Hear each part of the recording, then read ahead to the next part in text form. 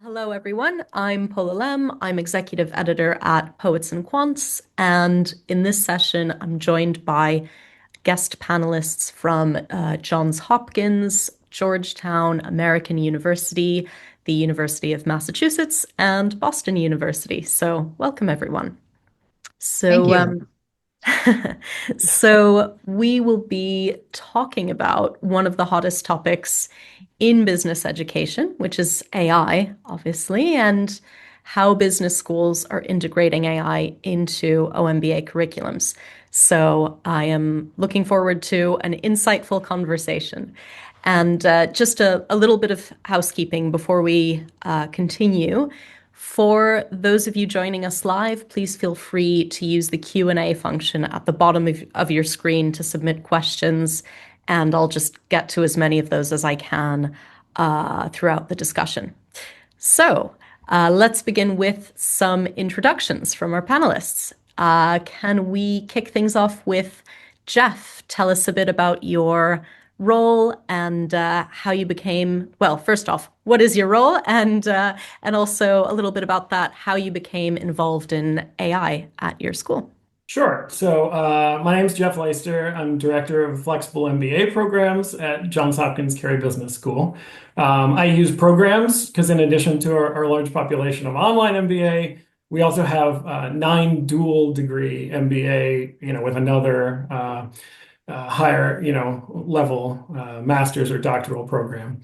In my role as director, I manage teams who put on residencies, accelerated in-person courses, regional student events. I also work with our retention and advising teams who work specifically with Flex, and obviously partner with our faculty to just make sure that our online MBA students are having an overall outstanding experience.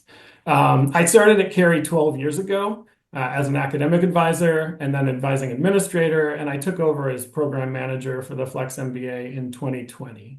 And really, in terms of AI, in 2023, Johns Hopkins made a huge investment in data science and AI. And there's all kinds of workshops. I'll talk a little bit more later about one of the tools that we all get to use to implement AI in our daily work. Right. Sudipta? Hi, good morning, everyone. My name is Sudipta Das Mahapatra. I serve as the Senior Associate Dean of MBA Programs at Georgetown's McDonough School of Business. And in my role, I oversee our full portfolio of MBA programs, including our online MBA, so the full-time MBA, the part-time, and the online. And I'm also a faculty member in the business school, and I teach data analytics and AI. So before moving into my role as the Senior Associate Dean, I actually launched and directed our Masters of Business Analytics program in spring of 2021. And I've always, I've spent about, I would say, about a couple decades working at the intersection of analytics. We used to call AI as traditional AI. Nobody used to call it AI at that time, right? I started in consulting as a modeler, data analytics modeler, and people might remember SAS, and did a lot of coding in SAS around that time. But really, like my expertise is in analytics, AI, and curriculum design, and I've partnered with industry, government, and nonprofit organizations over decades for applied data science projects. And so this topic is genuinely very close to my heart. And I'm glad that we are having this conversation today at this level. We are, I would say, one of the few institutions that completely rehauled our MBA curriculum. And a new curriculum is coming in, and our students that are incoming in the class of 2028, 2029, for the full-time and the online part-time programs, they're going to see a completely new curriculum that is explicitly driven by, I would say, 3 forces. AI, definitely. I'm happy to talk about that today. Career, which is a very uncertain job environment, and this whole idea of community. And I look forward to sharing how we've been thinking about it. Thank you. Thank you. Ayman? Sure. Good morning, everyone. My name is Ayman Omar. I'm the Associate Dean of Graduate Programs at the Kogod School of Business. In my role, I oversee our residential programs, online programs, and executive education. So the online MBA is part of that portfolio. And part of it is working with faculty, our staff, and others to look at the curriculum and look at what skills are needed with folks. Our journey on AI started probably 2 years ago, similar to most folks on the call. And what triggered this was we had a visit from a president of one of the big tech companies. Probably we all use their products, and was talking about the impact of AI and said it's going to be as profound as the invention of fire or electricity. And we kind of sat back and said, maybe is that an over exaggeration? But we said, let's assume it's an exaggeration. Let's take 1/1,000,000% of that impact. And that's very significant. And at that point, 2 years ago, we started on that journey, went all in on all of our programs, including the online MBA, and happy to talk about how we've integrated that with the group today. Thank you. Lisa. Hello, everyone. I'm Lisa Rohr, and I am the Associate Dean of the Online MBA at BU's Questrom School of Business. And it's great to be here and talk about this. This is such an important topic, so really appreciate Poets and Quants for putting this together.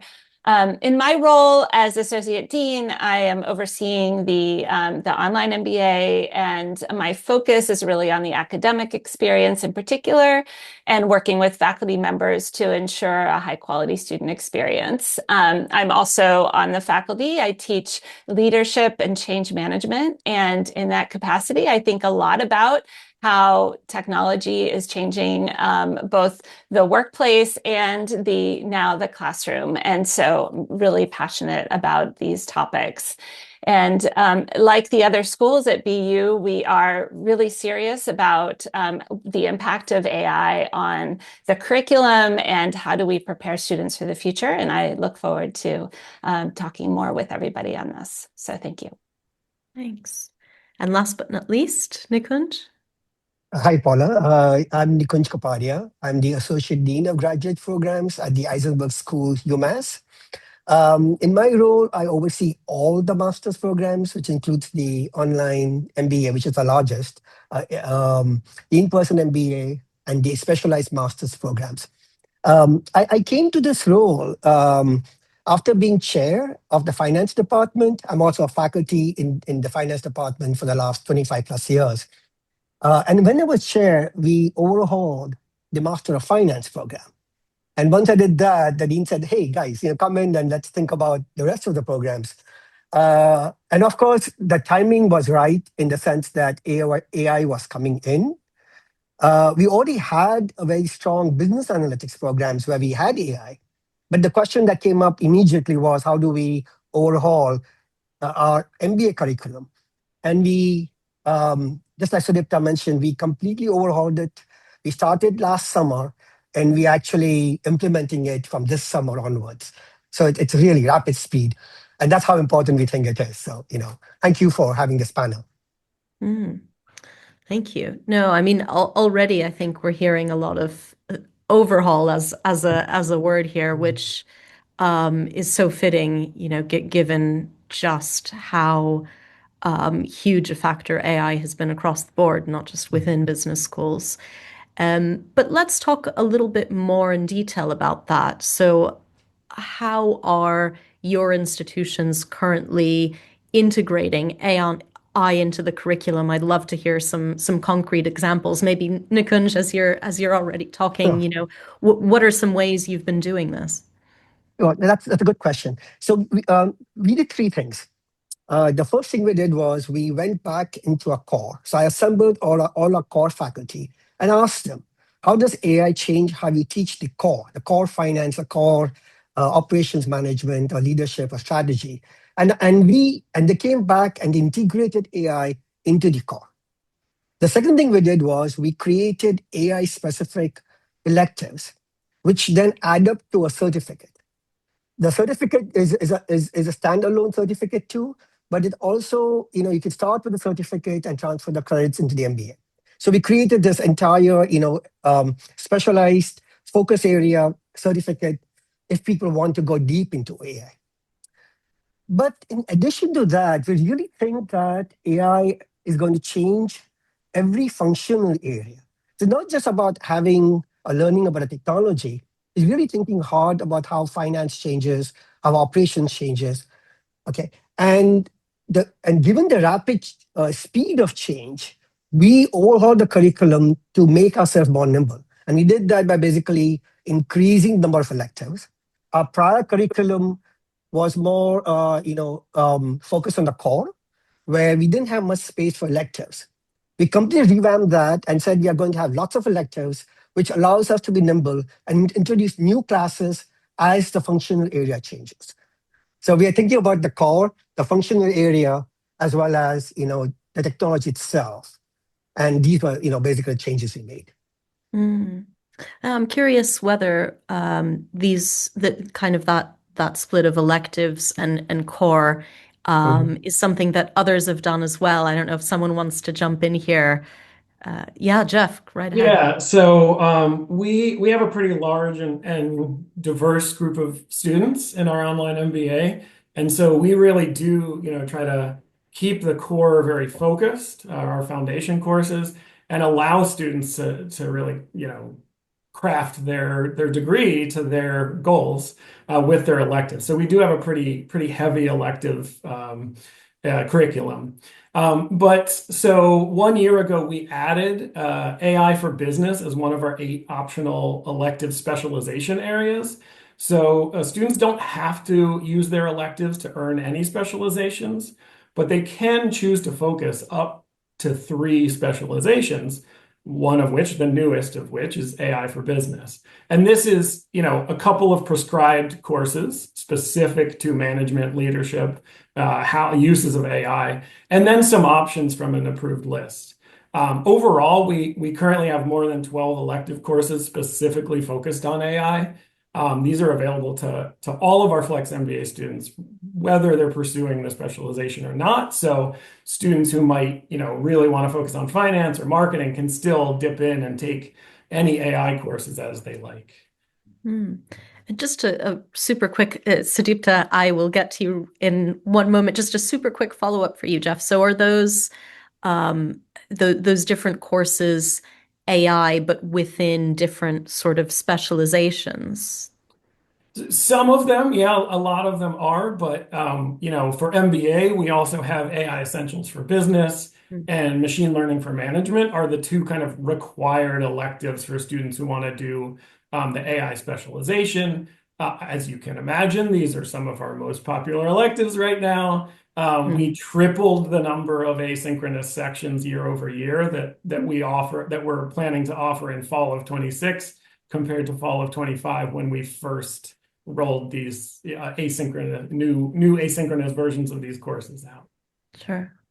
Sudipta, you were keen to come in. Yeah, when we started about a year and a half ago, when we started our task force to start to think about how do we incorporate AI into our curriculum, in addition to some of the other skills that the students would need to be ready on the very first day that they go out to their jobs, we asked a question: what does it really mean for every single graduate to be genuinely AI literate? Regardless of any function or industry. And our answer to that was, let's embed AI across the entire curriculum. It's not a module, it's not a track for us.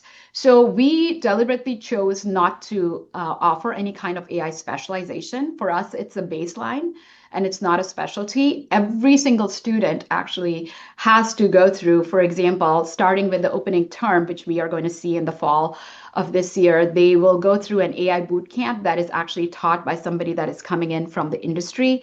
Regardless of the student backgrounds, they're going to go through that. And then we actually have incorporated a core course, 2 core courses. One is called AI for Leaders, which is about AI, folks that are going to take leadership roles within institutions, and they're going to say, how do we embed and implement AI across our organization and get everybody AI ready?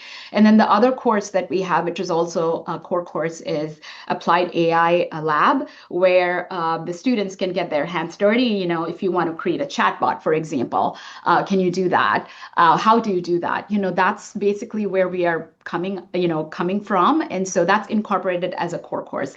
And then in addition to that, we have specialty that other faculty, here, other folks were talking about, it appears in data analytics course, it appears in strategy, operations, finance, sustainability, healthcare. I myself teach an AI data and analytics healthcare course, which is a key part of our healthcare business of healthcare specialty, AI in marketing course. So we have over 15 courses currently in the specialty, just the specialization or just the electives that are AI focused, and we have many more that we are creating at this point of time. And I would say really it's important that across the institution, and I'm sure this is happening, in all of these schools. AI is being used in the classroom outside of just appearing inside the content or the curriculum. Faculty members are creating custom GPTs, and they're basically trying to train the students the content using custom GPTs, right? So AI is being used in evaluation, all kinds of things, right? Assignments, and we are probably seeing that across all the other schools as well. And then every quarter, we actually lead the faculty training initiatives on AI as well. So we are really trying to say, look, it does not only appear in course content, but it has to be something that we have to think about as we are going in and introducing any course, like a leadership course, that somebody will teach, or even a power skills course that they would actually be teaching, communication, business communication, all of that needs AI. So that has to be incorporated across the curriculum, right? So, online students are working professionals. They are going to apply the Monday's learning on Tuesday, right? And so the relevance bar here is extremely high. And so we cannot teach AI in abstract for this audience, and that's what we've tried to do. Sure. And I'm bringing you in, Lisa. I'd love to hear about what you're doing at BU. And also, I'm curious how you're seeing AI really changing those core competencies that you would expect of your graduates.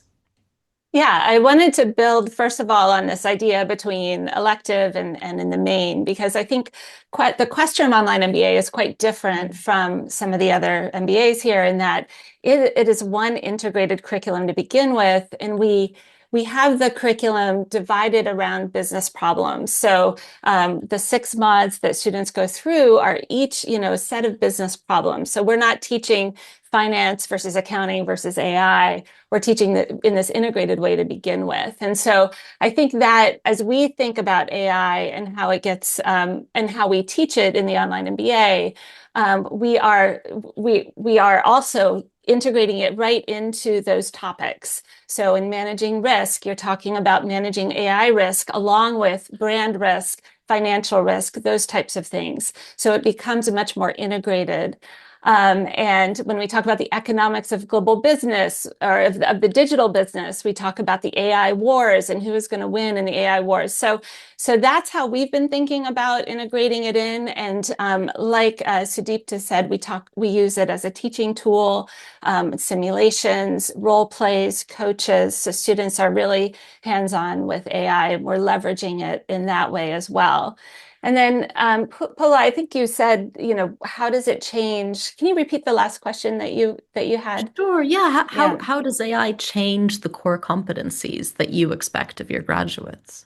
Right. I think that we are still figuring this out in many ways because AI, as soon as we think we figured it out, AI, develops a brand new set of capabilities. And so I think this is an ongoing question that we need to continue to ask ourselves and continue to be nimble. But certainly this recognition that you're hearing across the panel that AI is changing the world of work. We need to be super cognizant of that, especially in an online MBA course where our current students are in the flow of work already. They're mid-level managers and professionals. And so we need to complement what they're doing and prepare them in terms of tools, ways of thinking, how to review processes and how processes are changing. It is a constantly evolving set of questions and answers that we're working on. Sure. No, I mean, this is, if you can build on that, I mean, well, first off, how are you approaching teaching AI and do you see your students coming in already with some sort of AI familiarity using it in their day-to-day in their jobs? So thank you. So I'll start with the how we're integrating it, and it's similar to what Sudipta has mentioned. Is everybody coming in has to go through a boot camp, through an AI boot camp, just to start on the same level with everybody else. And we look at it as a core competency across all different disciplines and domains. And the way we look at that is segment the intensity of how AI is in each course by calling some courses Sage versus Artisan. Sage, where you have much more AI that's being involved in it versus looking at it at a higher level. But it's throughout. So it's more of a degree of how AI is embedded, the degree of technicality, the degree of the depth of its involvement versus is it in a certain course or not. And that includes all of the core and elective courses for us. The core competencies as we move forward, whether it's the students coming in or leaving, I think the marketplace has really flagged this. And we've been working with a lot of companies to really integrate how what they need for the future managers, how should we continue to change our curriculum. And they'll all continue to converge on a few different topics. One is, of course, the AI literacy, right? People who are comfortable with AI, understand how to do it, how to look at it, etc. But much more so now is what comes to the spotlight is the human-centered decision making.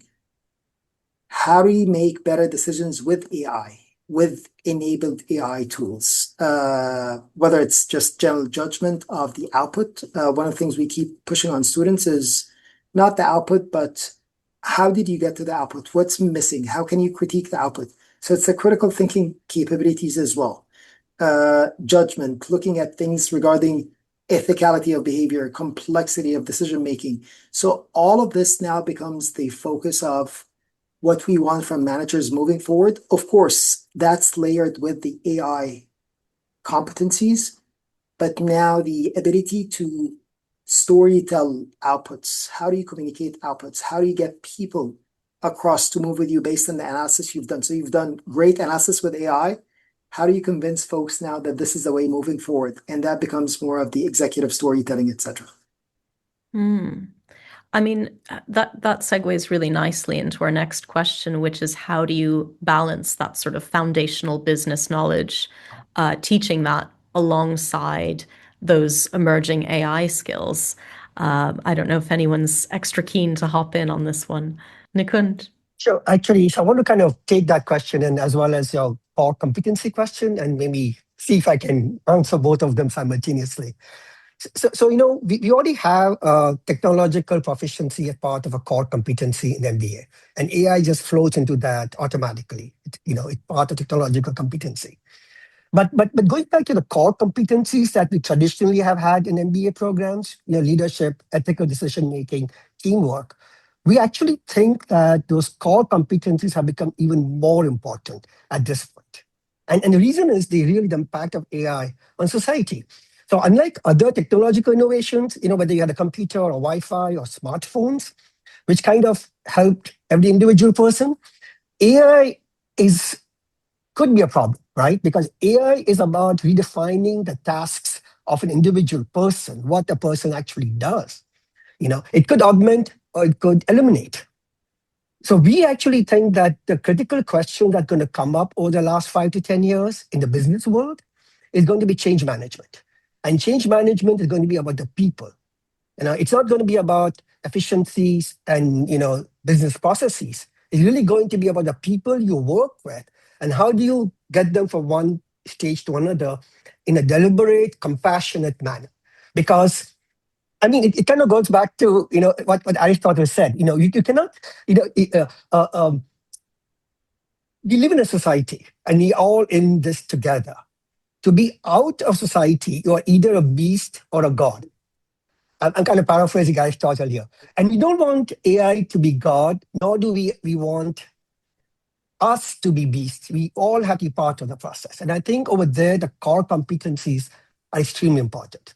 And that goes back again to the foundational question that we truly think that as the tasks that redefine, right, the jobs which have narrowly defined tasks, like say programming, those are the ones at risk to AI.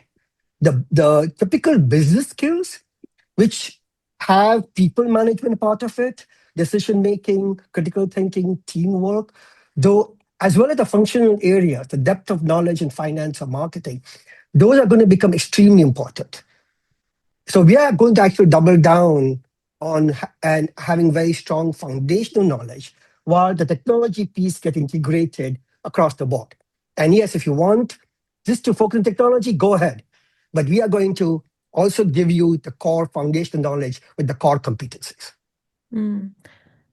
If I Oh, sorry, sorry, if I could go jump ahead, in. Jeff, and Sudipta, I think, has something to say as well. Yeah. Yeah, I was just gonna say, like, I couldn't agree more that, right, in addition to this incredibly powerful tool, right, some of us have made reference to the fact that, like, AI is also a revolution, right? This is Right. on par with, like, the Industrial Revolution or adoption of the internet, Exactly. right? And so, but it's changing so rapidly, right? The changes are coming so fast. I probably have some faculty colleagues, some panelists here might be able to predict what things are going to look like in a year or 5 years, but like, students still are going to need to, MBA graduates still will need to know, like, how do you analyze operational and financial implications? How do you make ethical considerations, like, about your recommendations, right? And then how do you communicate, use strong communication skills to get your stakeholders together and on board with your recommendations? So we don't know, most people probably don't know what these changes are going to bring or what it's going to look like, right? What challenges our graduates are going to face in like 3, 4, 5 years. But having these foundational, core competencies are still going to be so relevant. At the same time, right, giving students, I mean, we have, a course about AI-enabled medtech devices. We have AI emerging trends in real estate, right? And so at the same time, while we focus on those core competencies and faculty are infusing AI exercises and case studies into our core courses, we also have these technical AI-focused courses that students can opt to take. Mm. Sudipta? Yeah, I agree with everything that has been said so far. It's really important, I think, for all of the schools to think about the human in the loop, right? As we are teaching these different courses. And so when we started building our curriculum, we went to our employers, our alumni, and about 100 of them had completed a survey where they told us about not only the AI skills that they would need the students to have, but also like, what do you need from an MBA student when they graduate? And so some of the key aspects that came out from that was problem solving, critical thinking, foundational skills, power. I call these power skills, which we all call softer skills, but they have become so much more important. And these have been the skills that we have always had. These are nothing different from what we were hearing 2 decades ago or 5 decades ago, right? And so what they need in addition to that is AI literacy. So I would, I agree with what has been said so far, that foundational knowledge and AI literacy are not in competition. They amplify each other, in fact. And I would say that a student that knows how to run an LLM but cannot read a balance sheet is a technician, is not a business leader. So MBA exists to give technical tools context and meaning, right? So preserve the core, that's important, and then integrate AI and data tools into how we teach our subjects, as Jeff was talking about, right? Not added on top, right? So financial modeling course uses AI assisted analysis on real data, right? So that's what we're all kind of talking about. And so I would say that the foundational knowledge and AI capability built together is going to be much more powerful than separate silos. I'm on, yeah. Just a quick follow-up, and I agree with everything that my colleagues have said here. And back to Jeff's question about if we can predict what's going to happen a year from now. And I know the exact answer, Jeff, and I'll tell you as soon as. Just kidding. No one has a clue. But I think because of that point, and I think Lisa brought this earlier about how things are changing very quickly, I think a core competency now that's extremely important. It's always been there to Sudipta's point, but even much more so now is that adaptability and the mindset of change, being comfortable to change and move forward because the tools are going to be different. We've had generative AI, now it's agentic AI. 6 months, it's going to be something different. So the tools themselves will continue to change at a much faster pace than we've seen in the past. And the successful managers are ones who are going to be able to adapt, but also bring their teams on. So I forgot who brought up the change management piece. The change management and adaptability, I think it was Nikunj. You brought up change management. So that's also a big part of those core competencies because of the need for AI literacy, and that is going to be moving very quickly. Yeah. Oh. And Oh, Lisa, just go ahead. to wind up, and again, agree with everything people are saying, but to add to that, in addition to that agility, I think that one role of the MBA could teach people how to make sense of these changes and to figure out like what is going on. How do we take a step back? How do we understand the impact of this in the business? So if we can teach those mindsets around making sense of change, because we don't know what's happening next, but we can help give them the tools to make sense, tell those stories, bring people along, and really do the human side that, it's going to be very hard. As good as AI gets, it's not going to be able to replace this face-to-face contact and the human-to-human contact. So sad to that. Yeah, and I mean, sorry, Nikunj, I think, are you Sorry. keen to cut in? I'll ask my question right after you go. Okay, no, go ahead.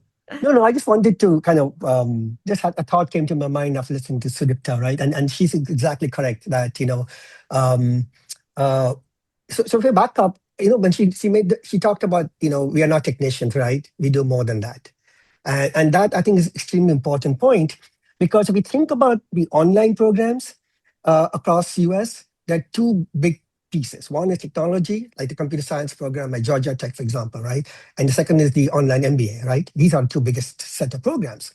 And if you think ahead and say, okay, what's going to survive? What's going to become more important? Okay. And I think it's going to be business. I think this is really where business education across US and for all of us is going to be extremely important, because everything that's human-centric is what we focus on in the business world. And that's where we are going to double down on MBA. I think it's going to be the moment for us where our skill set, what we do, becomes centerpiece. Thank you. I'm definitely hearing you on the human side of things. But to that end, or to flip the question, really, what kind of role is AI playing in enhancing more personalized learning and adaptive teaching as well within these OMBA programs? Are there? I'd be keen to hear about some examples of this. Maybe Lisa, if you're... Yeah. One way that we're starting to integrate some personalized learning is around leveling up students. So in any course, but particularly in courses that are more technical, you got students coming in with a range of abilities, and it's always a challenge of how to teach those courses so that the people that are advanced are challenged, but you don't lose the people that are newer to that topic, if it's a technical topic. And we have started to use AI to level people up so that we get less variation once you get into the classroom or into the virtual classroom. And so the faculty can teach in a way that everybody can benefit from.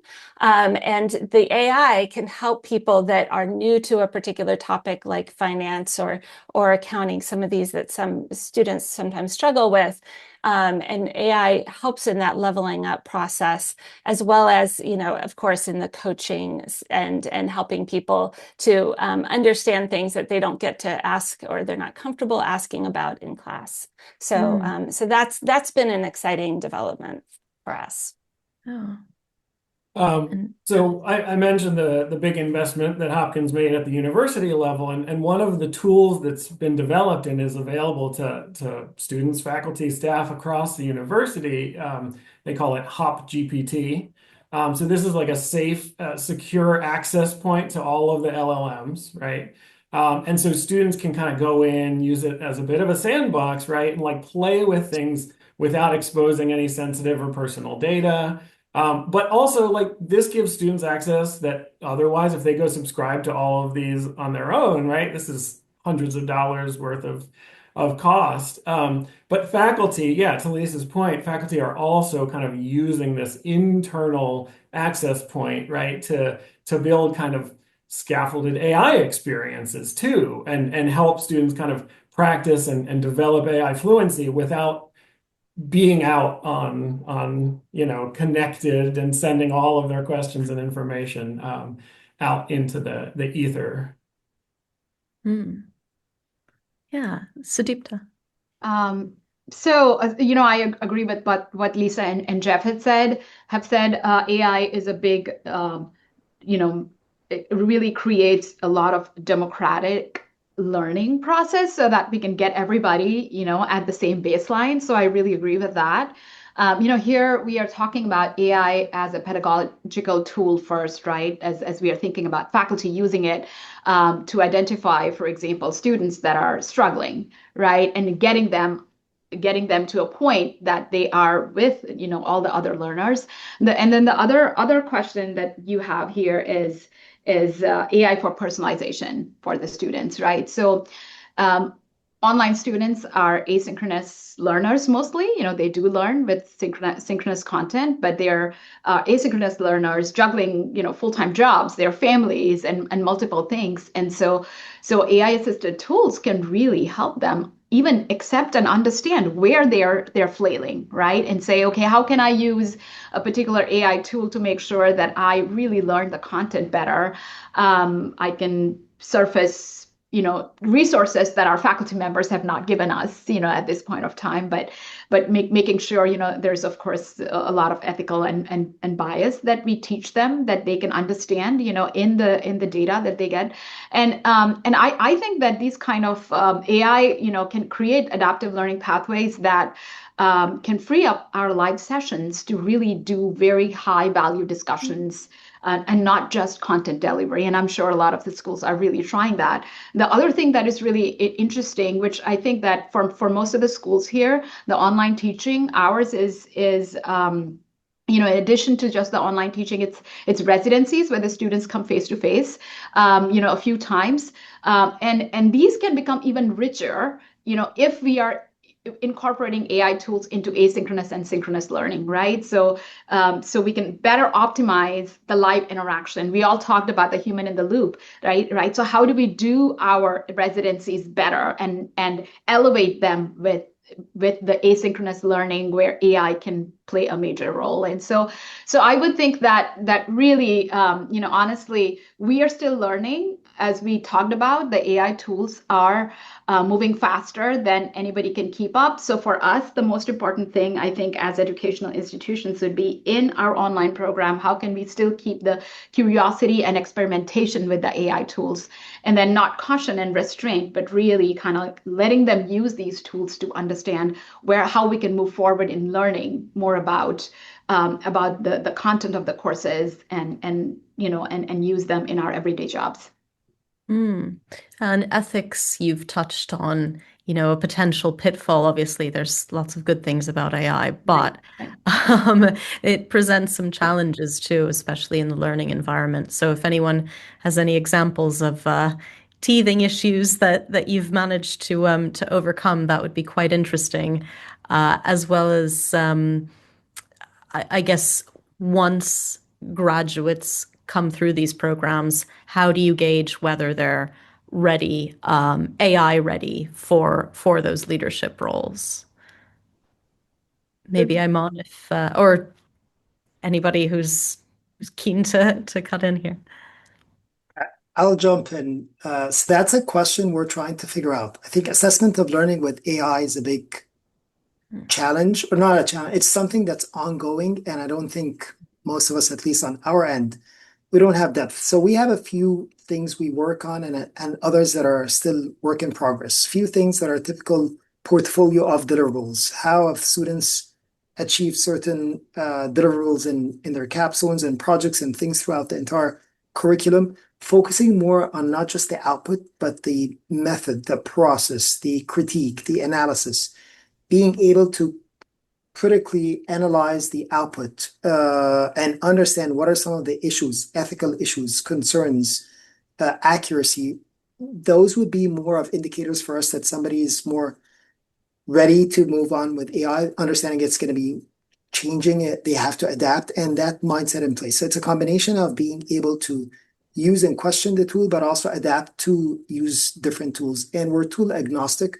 We offer our students enterprise access to a few tools, but we don't focus on a specific tool of saying this is the best one, unless in a certain sector or industry. For example, in the finance industry, there are some tools that some of the private equity firms use, and we'll have students work on those, but otherwise we're tool agnostic. The other piece is we're working right now with one of the major tech companies on a grant to look at learning outcomes and assessment of learning and how that's being delivered. So that's a project we're working on right now, and we're also collecting feedback from our recent grads in the workplace from employers to come back. And so it's a continuous feedback loop of what's working, what's not working, to continue to assess and refine on our end. Because as much as we say that the students need to adapt, we also need to continue to adapt of how we design, assess, and build that in the curriculum. Thank you. Jeff, I think you had something you wanted to say. Well, first of all, I just want to, I'm pretty sure, Lisa, you mentioned that you focus on change management. So I think you're the winner today because, right, that's the AI ready is knowing how to deal with changes that we don't even know, right? But I think in terms of the ethics, the ethical considerations, I do want to highlight one of the first courses that our AI faculty developed online. It's called Responsible AI. And again, this is another one that has a wait list for our summer semester already. And the whole purpose of the course, right, is to look at questions of ethics and safety and governance of AI. And they, with real world case studies, but the case studies kind of focus in different content areas, right? So even within Responsible AI, they're looking at real world finance and marketing and especially leadership examples. The other thing I want to highlight about Hopkins focus, I mean, because we're Johns Hopkins, right? We do certainly have a particular interest in ethical leadership, specifically with regard to implementation of AI in healthcare. And so one of our academic centers is Center for Digital Health and Artificial Intelligence. And a lot of their work is innovative, is highly technical, but they work with some of our faculty in the management and organization space specifically to think about ethical implications, right? And so at panels and research and events, they're often bringing in some of our kind of ethics experts who aren't technical experts in AI, right? But they want to incorporate. And both of the faculty directors for that, the Seed High Center for Digital Health and AI, they both teach synchronous and asynchronous sections in our online. We have a lot of full-time faculty who teach in our online curriculum. And in fact, I'll finish here in a second, but Sudipta, I was thinking each of these faculty just started in a course that they teach online. They each started a version of those courses that has a 2-day residency as part of the course, right? And so these are AI specific courses that they felt like it was important. Yes, we offer them asynchronously, we offer them fully synchronous online, and now we have this version where they want to bring students together to like have a couple of days of really immersive experience in AI specific courses. It's quite interesting. Ironically, right? AI, this computer technology bringing people together face to face. I mean, in the same way that, human skills have become generally more valuable as AI develops. Lisa, since change is the name of the game, would you like to share your 2 cents here? Well, actually, I was thinking about, as you guys were talking about how AI in many ways as a technology is bringing us together across the university. I thought, Jeff, your comment about in medicine and, sort of sharing those knowledges across disciplines, across different colleges in the university, in ways benefit students in many ways. Universities are going through their own change management process as well as, we break down these barriers as we have to take a step back and question the way that we've been teaching our courses for many decades, which has been very successful, but now has to be really rethought and questioned. And so from a change management perspective, it's happened, we teach our students, and we're also, I think, all going through our own change management, both within the business school as well as across the university. And AI is both pushing that and facilitating that in many ways. So thank you. And I see Sudipta, you're Just either a quick scratching your head or raising a hand. Yeah. I was just gonna quickly kind of say what Lisa and Jeff we're talking about, where and I think the others talked about this, which is the change management and adaptability and flexibility that we have to teach the students, also came out from our survey to be really important, right? And so as we are thinking about AI ready, it's really not binary, as we are all talking about. It's really a moving target in a moving environment, and we need to teach the students as to how to upskill themselves, right? And while we are doing that, like I teach AI courses and it's never the same. Last year, what I taught, I mean, forget about year. I'm talking about a year, but it's really like 2 months down the line. If we are teaching the same boot camp, it's going to be different, right? And so I think that it's well said that our students really need to understand how to critically analyze the outputs that are coming out of these AI based prompts, right? Not just accept them, but say, how do I, ask the right questions, identify the limitations, and then make better decisions, right? And so somebody here talked about, I think it was Eamon, who was talking about project work, capstone experiences, experiential learning. To learn how to deploy these AI tools in real business context is absolutely important. So for us to get the industry practitioners into our classroom, because again, it is new for many of us who've been traditionally teaching traditional AI for a long time. It's new for us as well. And so it has to kind of we have to justify the choices of who we bring into the classroom, the guest speakers, the panelists, and everyone. And the big question that the students need to answer here is can we bridge the gap between this technical and the strategic and business conversations that we are having within our organizations? Can we have graduates that can lead teams that include data scientists? They may not have to really code anymore. They can ask the right questions, communicate the answers to non-technical audiences, and all of these things need to be important as we kind of think about getting our graduates AI ready. But we need to assess this throughout the program, and we will learn as we go, I would say. And I think that is a great note to end on. We are just about out of time, but thank you so much to everybody for such a lively discussion. I barely needed to be here at all, really. So thanks so much for leading us through this AI talk, and hopefully our audience has enjoyed and learned a few things as well. So thank you all.